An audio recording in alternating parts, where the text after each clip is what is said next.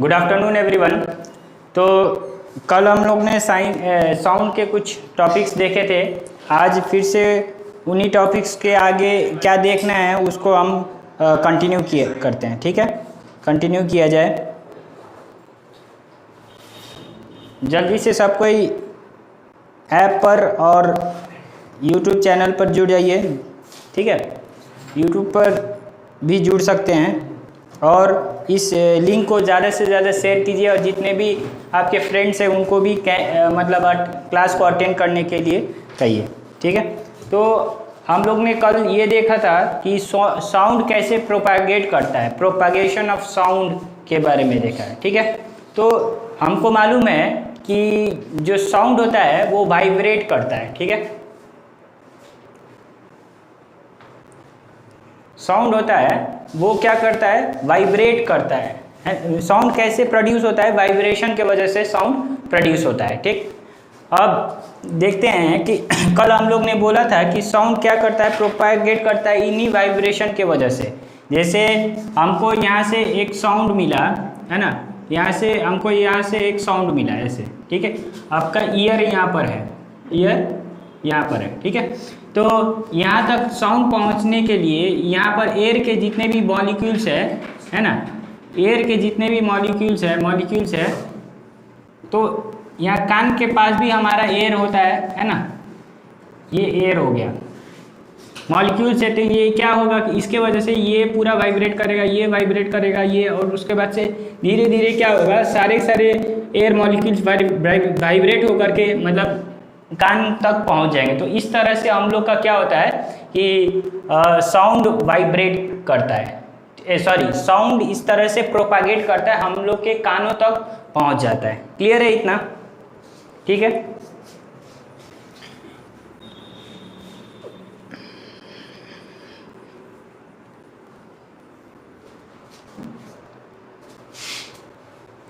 अब देखिए दूसरा हम लोग को अगला टॉपिक है sound produced by humans.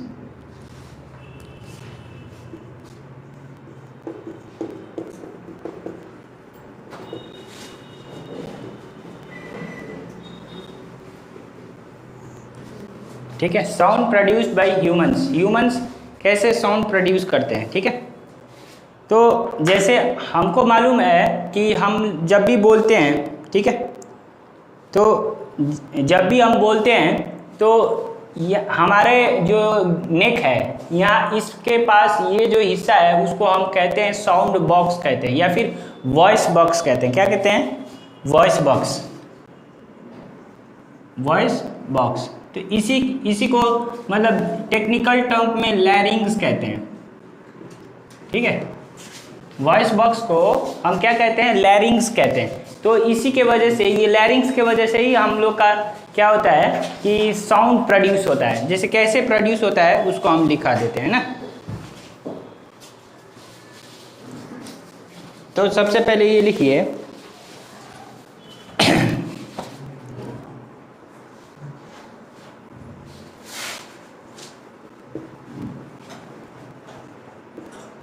the human beings produce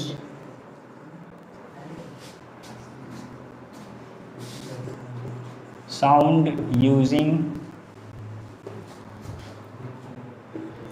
the voice box which is called larynx.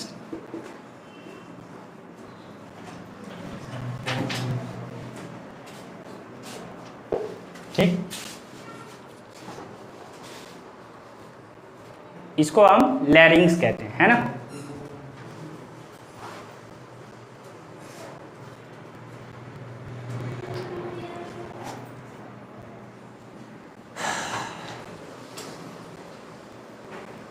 Hello sir, hello, yes I am fine, not साइफ।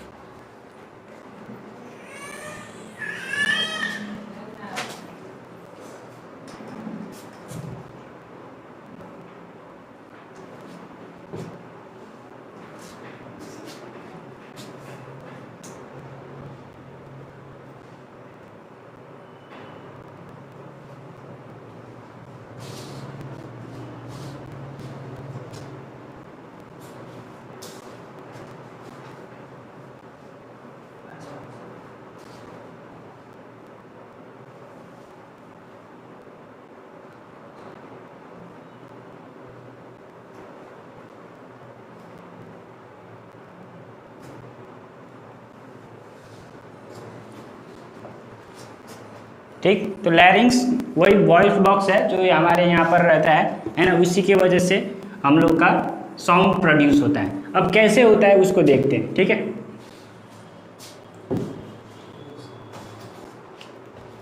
जैसे हम लोग जानते हैं कि जो साउंड कैसे प्रोड्यूस होगा, पहले चीज़ वाइब्रेशन की वजह से, ये इम्पॉर्टेंट है, मैं बार बार यही बोल रहा हूँ कि वाइब्रेशन की वजह से साउंड प्रोड्यूस होता है, ठीक है।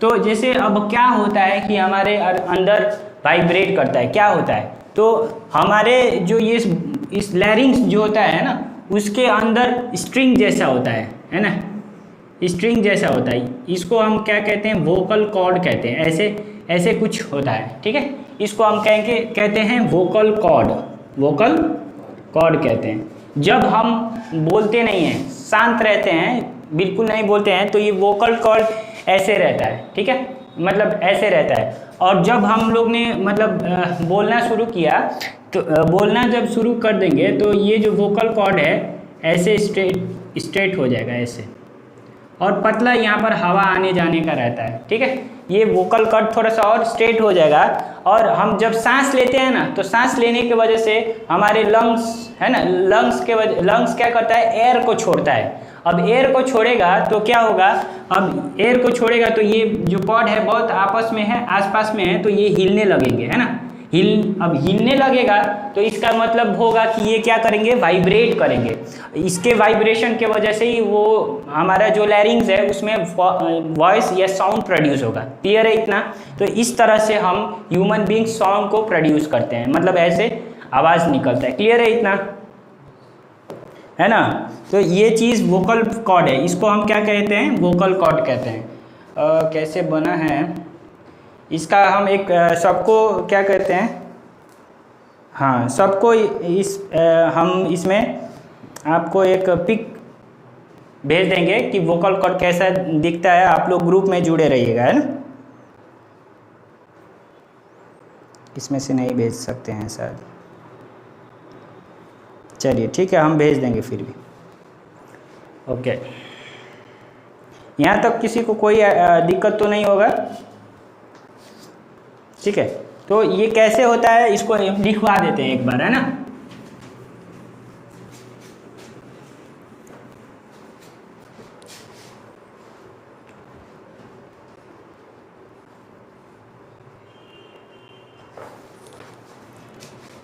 पहले के केस में नॉर्मली अगर हम बात नहीं कर रहे हैं, the vocal cords are relaxed, vocal cords are relaxed, मतलब ऐसे आराम से रहेंगे, है ना। जैसे वोकल कॉर्ड्स ऐसे रहेंगे, ठीक है, ऐसा रहेगा।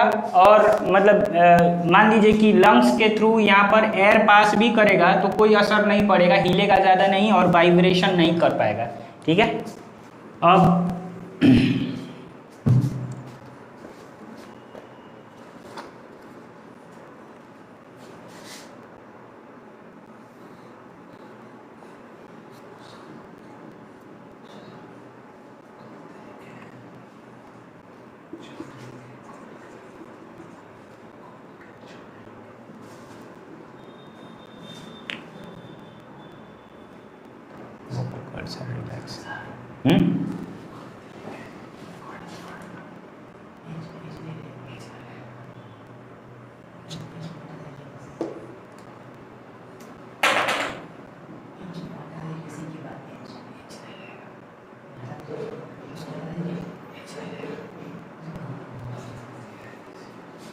अच्छा,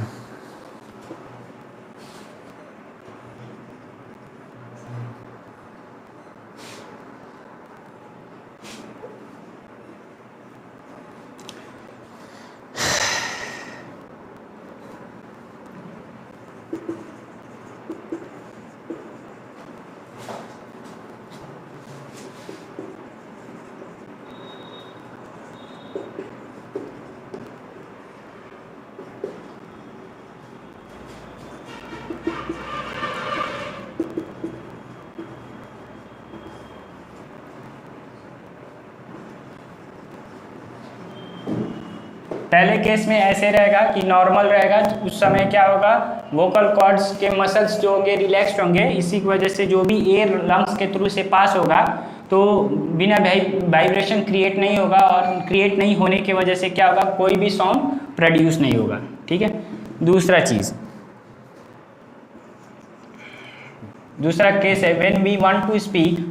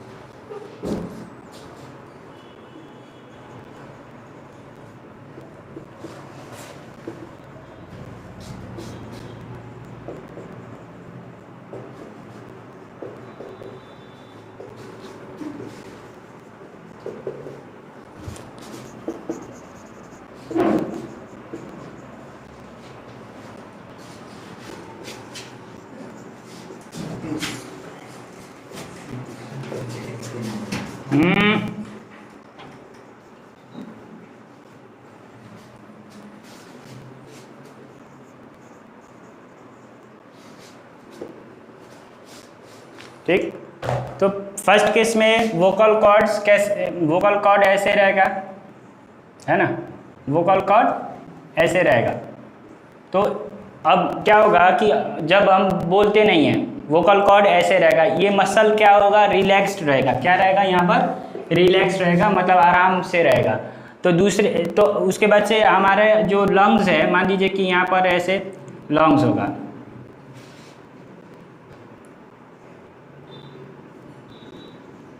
ठीक है, मान लीजिए यहाँ से लंग्स है। अब लंग्स से क्या होगा, एयर होगा, तो इस तरफ से एयर पास होगा, तो ऐसे इस पर कुछ असर नहीं पड़ेगा। ठीक है। दूसरा केस, जब हम बोलने की कोशिश करते हैं, तो क्या होगा, ये जो वोकल कॉर्ड्स है अब क्या होगा, स्ट्रेच हो जाएगा, स्ट्रेच करेगा, मतलब ये अब वोकल कॉर्ड क्या ऐसे कंडीशन में क्या होगा, स्ट्रेच करेगा, मतलब ये ऐसे हो जाएगा, है ना, और थोड़ा सा गैप रहेगा। ठीक है। अब इस फिर से क्या होगा, लंग्स के थ्रू यहाँ से हम लोग का क्या आएगा, लंग्स के थ्रू क्या आएगा, एयर आएगा। अब एयर आने के वजह से बहुत ज़्यादा ये वाइब्रेशन क्रिएट होगा। अब वाइब्रेशन क्रिएट होगा तो क्या होगा, साउंड निकलेगा, वॉइस निकलेगा, आवाज़ आएगा ना। तो इस तरह से ह्यूमन बींग्स प्रोड्यूस क्या करते हैं, साउंड। क्लियर है इतना? ठीक है।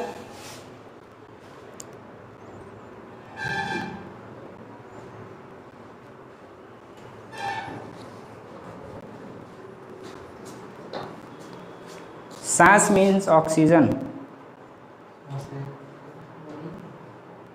हाँ, वही ऑक्सीजन होता है। सांस एक्चुअली, सांस क्या होता है कि ब्रीदिंग को कहते हैं ना, पर्टिकुलर गैस को नहीं कहा जाएगा। क्या है, मौत का साया FF ये बोल रहे हैं। ठीक है, जल्दी से इसको नोट डाउन कर लीजिए, जल्दी से नोट डाउन कीजिए।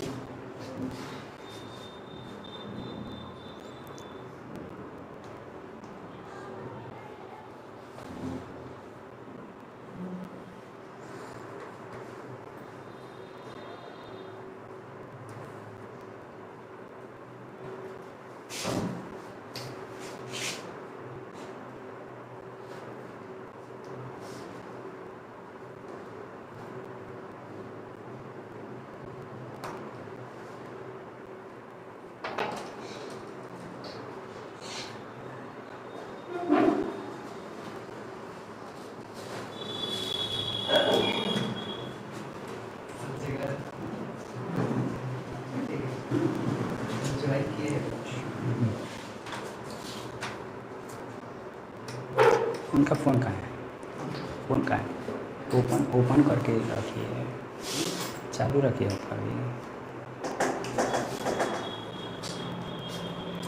चलिए आगे बढ़ते हैं। अब ये जो वोकल कॉर्ड है, ये क्या होता है, इसका हमारा कितना लेंथ होता है ना, मान लीजिए कितना बड़ा होगा वोकल कॉर्ड, ठीक है। The length of the vocal cord, length of vocal cord,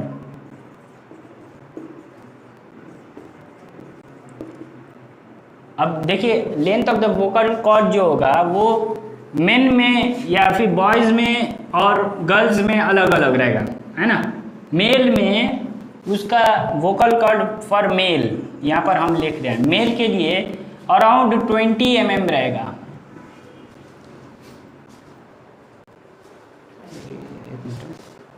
ठीक है। तो 20 mm लॉन्ग रहेगा। 20 mm का मतलब कितना हुआ, 10 mm कितने सेंटीमीटर का होता है, 1 सेंटीमीटर का होता है। तो 20 mm का मतलब 2 सेंटीमीटर है। यहाँ पर मेल के लिए 2 सेंटीमीटर रहेगा और फीमेल के लिए 5 mm कम रहेगा, ठीक है। फीमेल का 15 mm लॉन्ग रहेगा। ये जो वोकल कॉर्ड है, समझ में आ गया, वोकल कॉर्ड है ना।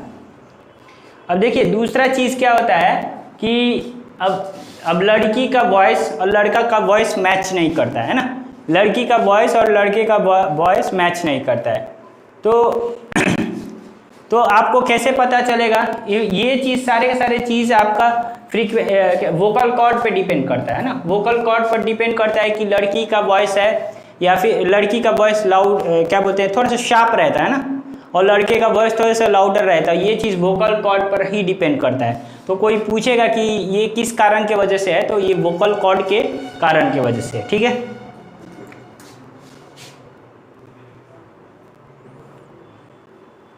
तो जैसे यहाँ पर देख सकते हैं, यहाँ पर एक पॉइंट लिख लीजिए जल्दी से, ठीक है।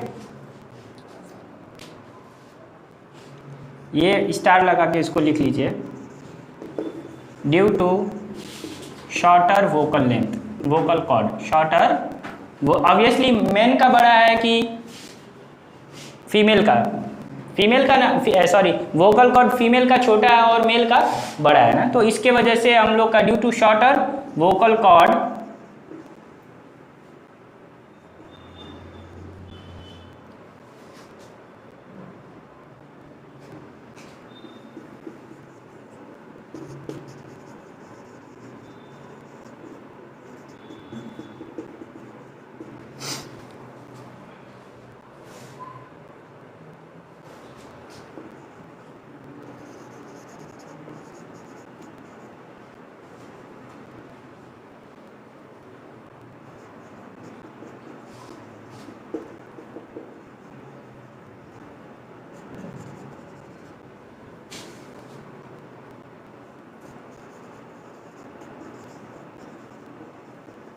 ठीक, due to shorter vocal cord छोटा होने की वजह से the frequency of women's voice, है ना, is higher than that of man.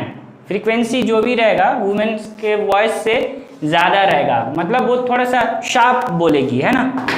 चिल्लाएगी तो मतलब कैसा, मतलब लड़कियां जब चिल्लाती है तो कैसा हो जाता है कि एकदम कान खा जाती है, वही वाला हाल है ना।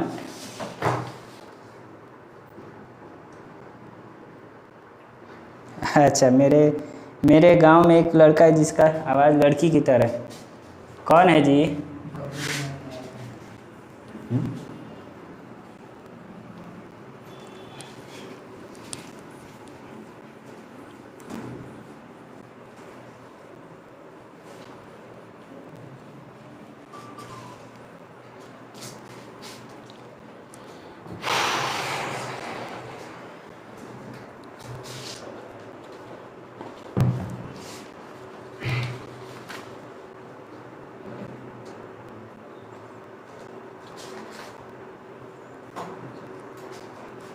ये हो गया तो अगला हम लोग आगे बढ़ते हैं। नीतीश ना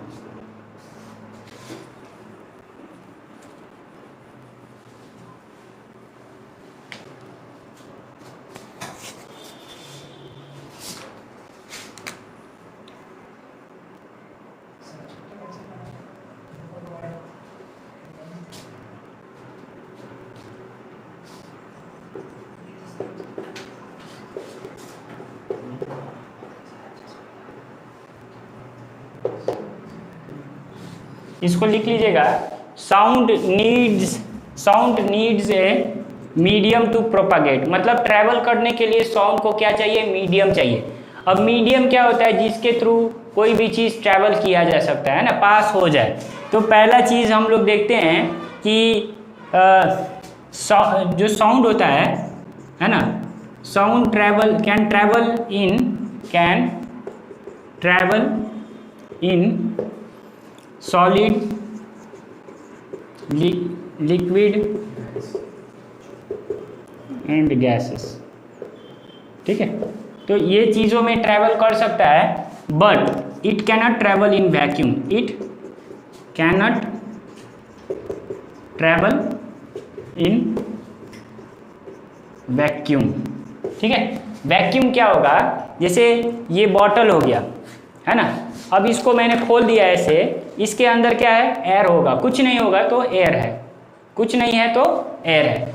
अब देखिए इसमें से मैंने पंप कर लिया, इसमें से जैसे पंप करके इसके हवा को पूरा तरह से निकाल दिया और इसको ढाई लेना, इसको बंद कर दिया। ठीक है, तो इसके अंदर कुछ नहीं है, हवा भी नहीं है, तो क्या है, वैक्यूम है। जैसे स्पेस में जाते हैं आप लोग, स्पेस में जाते हैं तो वहाँ पर जैसे अपना वो जो एस्ट्रोनॉट्स होते हैं वो अपना हेलमेट निकाल करके ऐसे बैठ सकते हैं, तो नहीं बैठ सकते। क्यों नहीं बैठ सकते, क्योंकि वहाँ पर एयर नहीं है, एटमॉस्फेयर नहीं है ना, तो क्या है वहाँ पर वैक्यूम है। क्या है, वैक्यूम है। तो इस केस में वहाँ पर हम लोग क्या नहीं कर सकते हैं, वहाँ पर साउंड को प्रोड्यूस नहीं कर सकते हैं। क्लियर है, जैसे अगर वहाँ पर मान लीजिए कोई भी एस्ट्रोनॉट्स हैं, सपोज मून पर चले गए हैं, यहाँ पर एक एस्ट्रोनॉट है, यहाँ पर एक एस्ट्रोनॉट है, दोनों आपस में बात कर रहे हैं, है ना, तो बात कर रहे हैं लेकिन कुछ सुनाई नहीं देगा। मान लीजिए कि अगर ऐसा कंडीशन है कि वो मतलब हेलमेट निकाल करके भी अगर बैठ जाएं और बोलने की कोशिश करें, एकदम यहाँ पर वो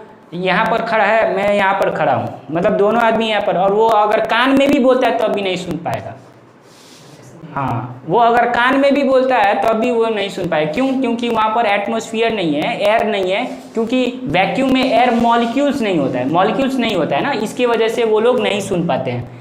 जैसे मैंने एक्सप्लेन किया कि मॉलिक्यूल्स ज़रूरी हैं, है ना, वाइब्रेशन होता है, मॉलिक्यूल्स, हर मॉलिक्यूल्स वाइब्रेट करके आगे बढ़ता है तभी आपके कानों तक पहुंचता है, लेकिन वैक्यूम्स में मॉलिक्यूल्स नहीं होते हैं, इसीलिए क्या होता है कि वैक्यूम में साउंड ट्रेवल नहीं कर पाएगा। क्लियर है इतना? Length of vocal cord in children due to, हाँ ठीक है, ओके।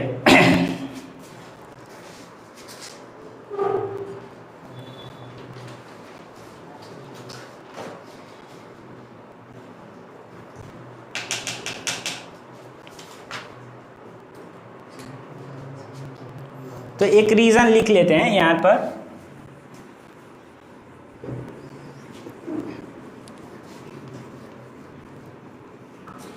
एक क्वेश्चन लिखिए, क्वेश्चन एक लिखिए, Y sound cannot travel in vacuum, Y sound cannot travel in vacuum. ठीक, आंसर, इसका आंसर भी हम ही लिखवा दे रहे हैं।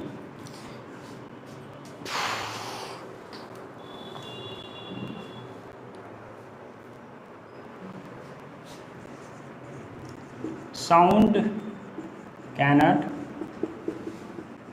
travel through vacuum because vacuum has no molecule. Vacuum has no molecules. ठीक, मॉलिक्यूल्स नहीं होता है, और which cannot vibrate, which can vibrate, ठीक है, and produce sound।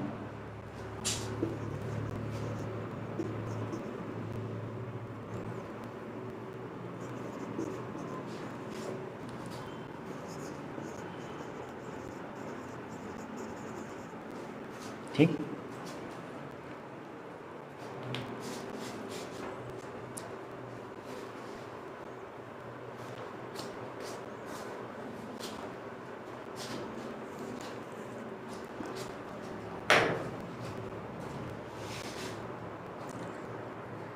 Message retracted, क्या कमेंट किया जी मौत का साया, क्या कमेंट किया इन्होंने?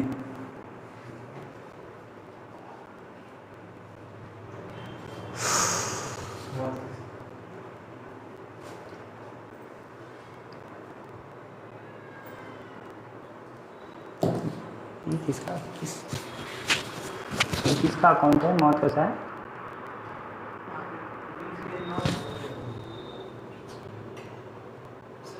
हैज़ नो मॉलिक्यूल्स लिखे हैं ना।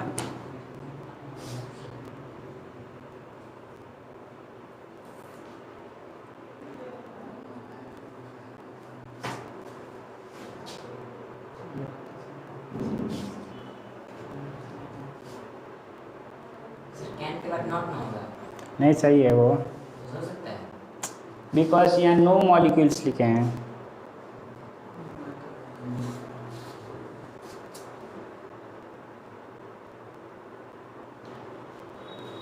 आदर्श गुड आफ्टरनून।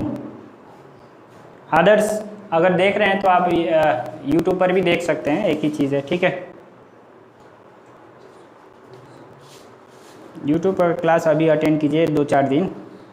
मैथ्स का क्लास आपका ऐप पर ही होगा, है ना।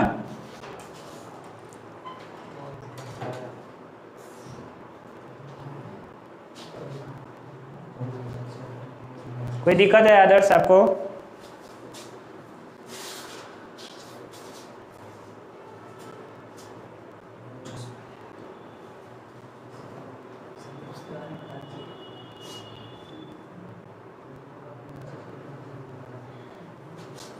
आप मैसेज कितने देर के बाद देखते हैं? एक्चुअली देखते हैं इसलिए कि पढ़ाना भी है ना, तो पहले पढ़ा दिया जाए उसके बाद से देखा जाए, है ना। ज़रूरी मैसेज होगा तो देख लिया जाएगा, ज़रूरी नहीं रहेगा तो ठीक।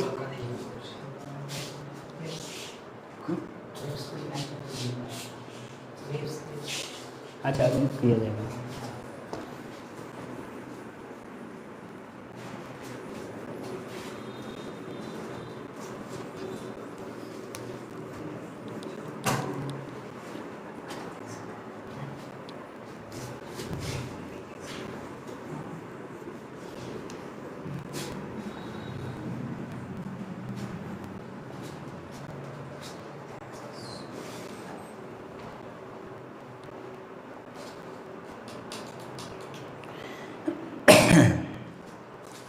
उसके बाद से हम लोग क्या करते हैं, स्पीड आते हैं, स्पीड ऑफ साउंड के बारे में। कल आप लोग पूछ रहे थे स्पीड ऑफ साउंड के बारे में, तो स्पीड ऑफ साउंड के बारे में आते हैं, है ना। तो सबसे ज़्यादा फास्टेस्ट हम लोग का जो साउंड होता है किस चीज़ में ट्रैवल करेगा, है ना। तो स्पीड ऑफ, एक एक करके स्पीड ऑफ साउंड, ठीक है। हम एयर के यहाँ पर लिख रहे हैं, तो एयर में कितना होगा, 340 मीटर पर सेकेंड रहेगा, ठीक है। जो साउंड है एयर में कितना स्पीड से चलता है, 340 मीटर पर सेकेंड। दूसरा वाटर पर लिख देते हैं, वाटर में 1500 मीटर पर सेकेंड से ट्रैवल करता है, ठीक है। उसी तरह जो सॉलिड रहेगा या मेटल रहेगा, ठीक है, सॉलिड में, या फिर एग्जाम्पल के तौर पर यहाँ पर आयरन या स्टील रहेगा, आयरन और स्टील, ठीक है। तो यहाँ पर 5000 मीटर पर सेकेंड से ट्रैवल करेगा। तो आप देख रहे हैं कि सबसे ज़्यादा किस चीज़ में ट्रैवल कर रहा है, सॉलिड में, यानी मेटल्स वगैरह में सबसे ज़्यादा ट्रैवल कर रहा है, ठीक है। तो इस तरह से हम लोग लिख सकते हैं कि speed of the sound is, speed travels fastest, speed travels fastest, मतलब सबसे तेज किस, इन मेटल्स, है ना, दैट इज सॉलिड भी, और सॉलिड यहाँ पर लिख सकते हैं, क्लियर है। And speed travels slow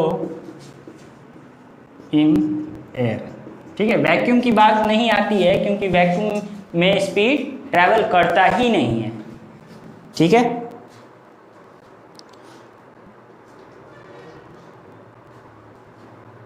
YouTube पे कोई भी देख सकता है,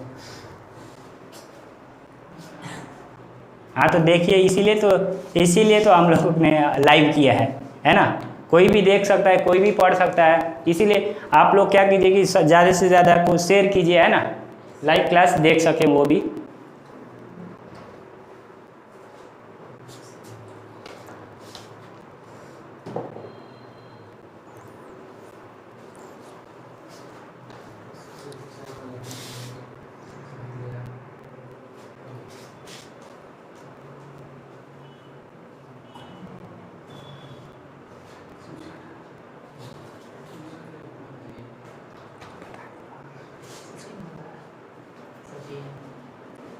अच्छा वो है, पता कीजिएगा।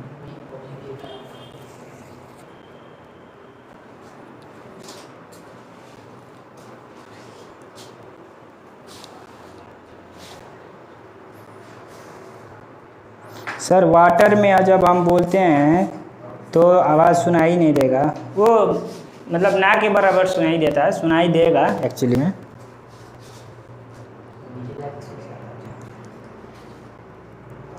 अब देखिए हम लोग जानते हैं, ठीक है, हम लोग जानते हैं कि जैसे जब लाइटनिंग होता है ना, तो दो चीज़ होता है, एक थंडर होता है, क्या होता है, थंडर मतलब बादल गरजते हैं, दूसरा लाइटनिंग होता है, ठीक है।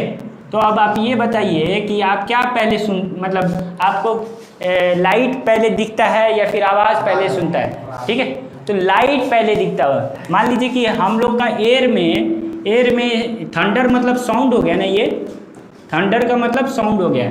तो इसका एयर में कितना स्पीड है, इसका 340 मीटर पर सेकंड, ठीक है। लेकिन लाइटनिंग मतलब लाइट होता है, लाइटनिंग का स्पीड कितना होता है, 3 × 10⁸ मीटर पर सेकंड। अब सोच लीजिए, इसका ये मतलब है कि 8 बार 0,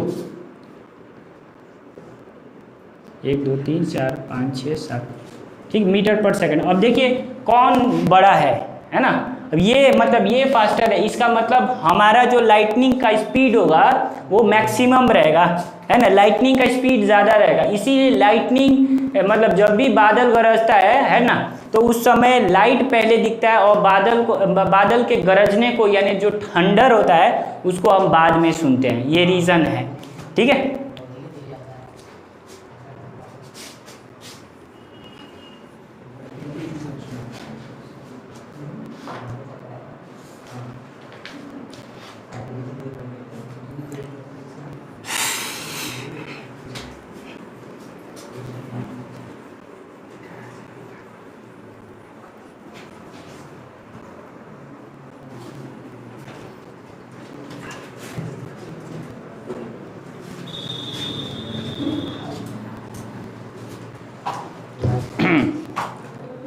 अब देखिए कुछ हम लोग को इम्पोर्टेंट चीज़ थोड़ा सा समझना है, कुछ टर्म समझना है। एम्पलीट्यूड,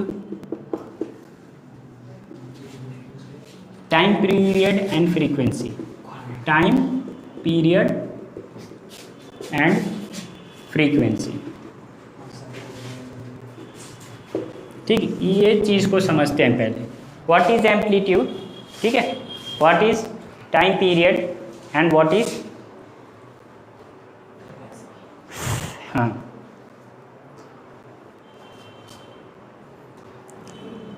ये तीन टॉपिक को समझना है, क्योंकि बाद में आपको क्लास 9th में काम आने वाले हैं, क्लास 11th वगैरह और 12th में भी काम आएगा, ठीक है।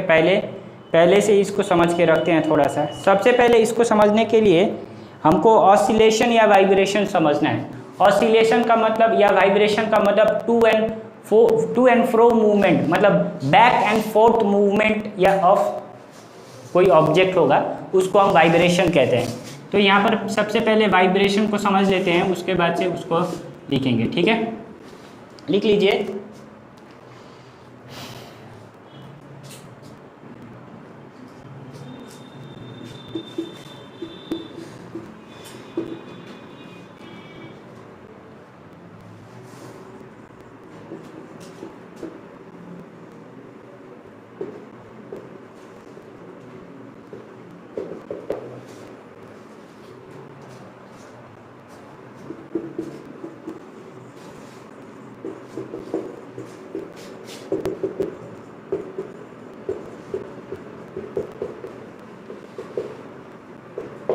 ठीक।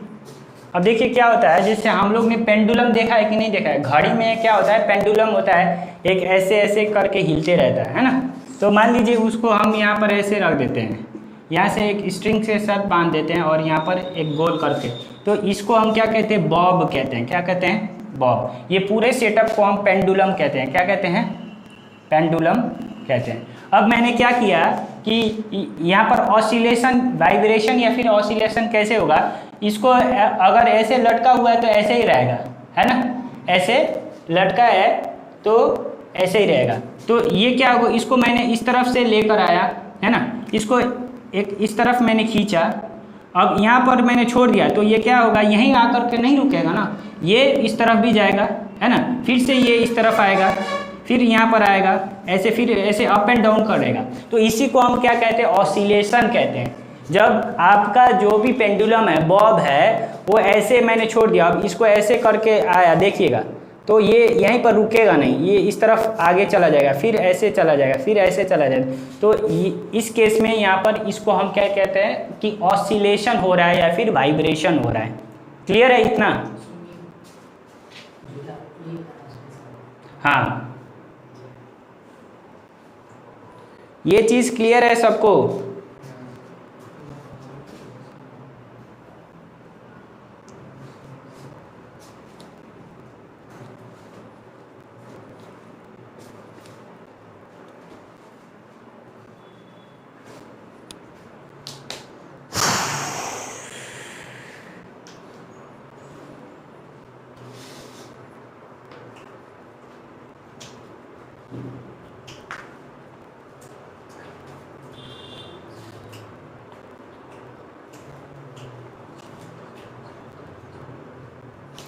ठीक।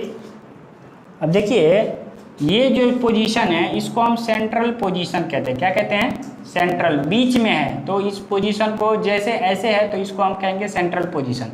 इस तरफ से आएगा, ठीक है, तो ये क्या, ये एक्सट्रीम पोजीशन हो गया। क्या हो गया, एक्सट्रीम, मतलब एकदम अंत तक चला गया, इस तरफ से अंत तक गया है, इस तरफ भी अंत तक गया है, एक्सट्रीम पोजीशन हो गया। तो अब हम एम्पलीट्यूड को डिफाइन करते हैं, है ना, एम्पलीट्यूड को डिफाइन करते हैं। What is amplitude?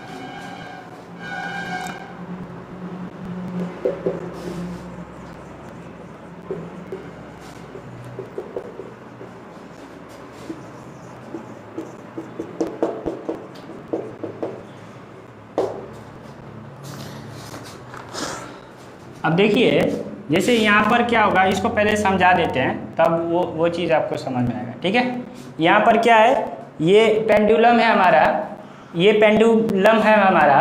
अब क्या होगा कि मैंने इसको हिलाया, इस तरफ गया, तो ये क्या होगा, एक बार इस तरफ पूरा यहाँ पर आएगा, है ना, और ये दूसरी बार यहाँ पर आएगा, है ना।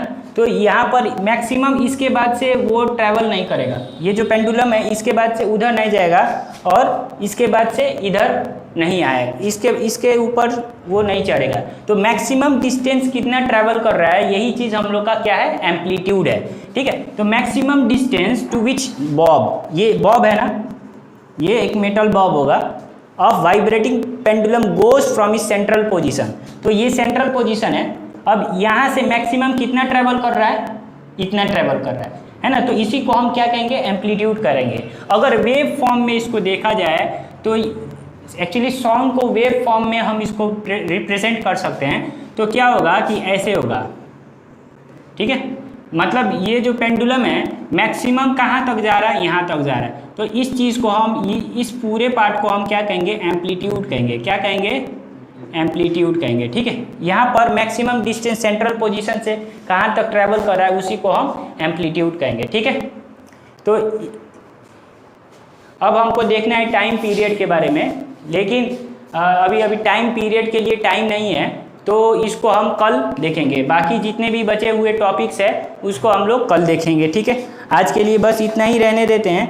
किसी को कोई डाउट है, किसी कोई दिक्कत है?